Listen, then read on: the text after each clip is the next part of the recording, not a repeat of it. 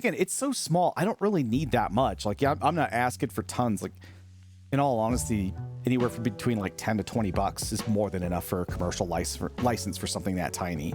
And most of them are going to be like, that cheap? Oh, hell yeah. We're not even going to waste our manpower to try to make our own. Because even Out of Darts has a designer that works there, but if they could just pay a flat rate, get it already done, that's cheaper than that person working on it for an hour or two. You know what I mean? So, you know. You could sell it on other sites for a single fee. Oh, okay, so it is a monthly thing for the commercial. Oh, okay. I'll have to look into that. Thanks for the info. I appreciate that. Yeah, I just, again, I've never bothered, and I didn't know all the options. Options have kind of changed over the years too, since I really was looking into it. Like, you know, what you could do. You have a club, but mostly for fun. Yeah, fair. There are some things that I would like to make available. Actually, the big one that I'm working on, like the blaster that I'm modeling, I haven't done any work on it in a while, but like in the past couple of weeks, just because we've had a lot going on. But something like that would be really good to have a commercial license. Everyone's ditching Patreon for printables and things. Good. Patreon, to be honest, I've had some... It's not my own personal problems with them. I don't like the way that they kind of run their site. I had a lot of artist friends who were getting burned by it because the way that their function was, they would take out the fees at a certain point. So people would sign up for a Patreon and take quite literally all of the art and everything because it got open and access, and then they would just cut their membership. And Patreon had done nothing for years. So a lot of artists who were on that site were actually getting burned pretty regularly. And I've kind of had a lot of problems with Patreon for things like that for a while. Actually, that's the reason why Ko-Fi is one that I like. That's actually why I have a little, you know, Ko-Fi thing, because you can set it up like a Patreon, actually. And it doesn't even take a cut of a lot of that stuff. Like, if you do it as, you know, like a Patreon where you have like tiers and stuff like that, they're not taking a cut. It actually goes in like a straight donation, which is also nice. So I noticed a lot of artist friends moved over to that. Yeah, exactly. Only PayPal will take the cut, but that's the thing, is you're not having two parties take a cut off of it.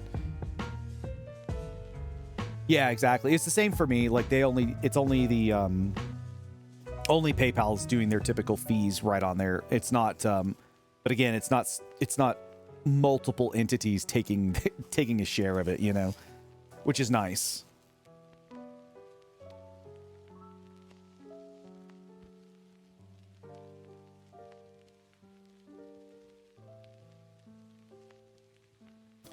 With Twitch, yeah, it's just sad. Exactly.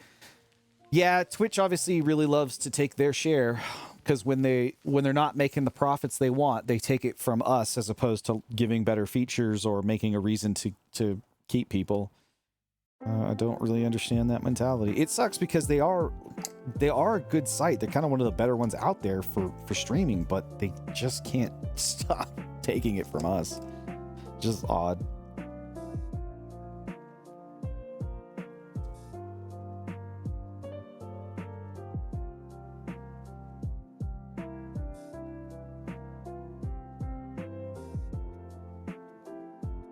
I love the point too of like how they got rid of the partner deal where, you know, they were getting a 70-30 and instead just pushed them down to a 50-50, and a lot of partners are like, then what is the point of me being a partner?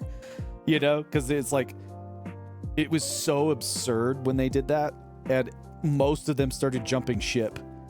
A lot of them went over to YouTube. Some of them went over to Khac, which Khac is a weird one. I wouldn't trust Khac, to be honest. The way that their back end works, there is something going on there. But you appreciate the cool beads, give us, yeah, exactly. CEO of Twitch is a streamer for, you know, I will give, so that was the new CEO. The old one, like, a lot of people made the joke, like, you would never know that he actually was the CEO for Twitch because he never talked about it, as opposed to the old CEO for YouTube, who was constantly talking like on their social media about like what they're doing for stuff. And obviously the CEO for Twitch finally stepped down and moved on, and a new one got appointed. And what I liked about him was that he started streaming to understand it and understanding what the streamer actually has to go through. I will give him credit all day, every day. I will give him credit because that is at least getting in there to try to understand it. That is way more work and way more, care given. Well, he wasn't a streamer originally. He's a much older guy.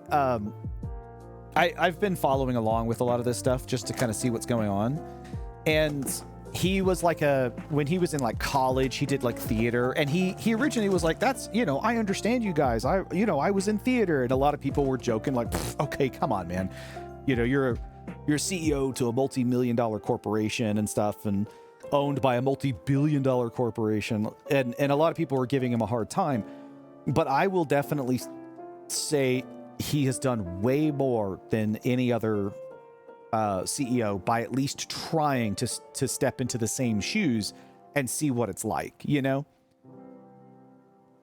exactly. That's the kind of the same point I was making. I will give him credit for that because he is at least trying. Whether we see actual change or whether we see things in our favor or whatever, we'll still kind of obviously find out later on. But again, having that and seeing him at least try it out and be a part of it is very important. And that is a good first step. Because the problem I see with people who are CEOs is that if they don't actually know if they don't have open conversations with the people who are using their platforms, if they don't understand what's actually going on and they're disconnected from all of it, there's a barrier of middle management and yes men who might be telling them that everything's fine or everything's great or trying to convince them what is good and what isn't. And all of those things could absolutely be detrimental to us, who are actually using the platform.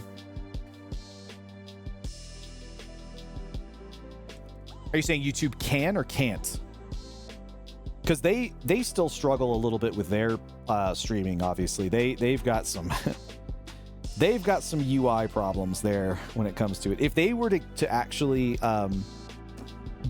make the streaming experience better, got it. Okay, if they could get off of their freaking back end and do some work on making the experience better for the user, like the streamer themselves, like to be able to read chat and implement a bunch of stuff, Twitch should be running for its money, to be honest, because YouTube has such a better pay split.